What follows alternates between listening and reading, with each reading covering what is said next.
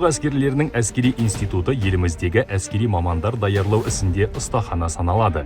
Әскери институтқа 17 жасқа толған азаматтар оқуға түсе алады. Әскери институтта оқу мерзімі 4 жыл. Институт қазіргі заманғы оқу материалдық базамен, дәріс аудиториялармен және оқу зертханалармен қамтамасыз етілген.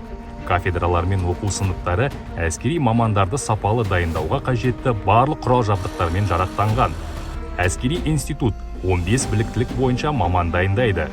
Үміткерлер ұбт-ның 5 пәнінен кемінде 50 балл жинау керек. Оның ішінде кәсіптік пәндердің бірінен кемінде 7 балл қажет. Оқуға қабылдау 4 кезеңде жүзеге асырылады.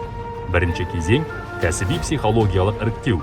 Екінші кезең – әскери дәрігерлік сараптама жүргізу қағидасына сәйкес түпкілікті медициналық куәландыру.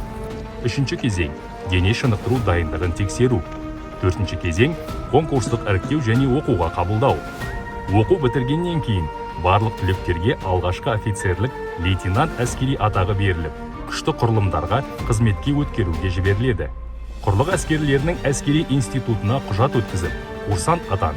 Сенің де әскери білімді игеріп, отан қорғаушысы офицер болуға мүмкіндігің мол.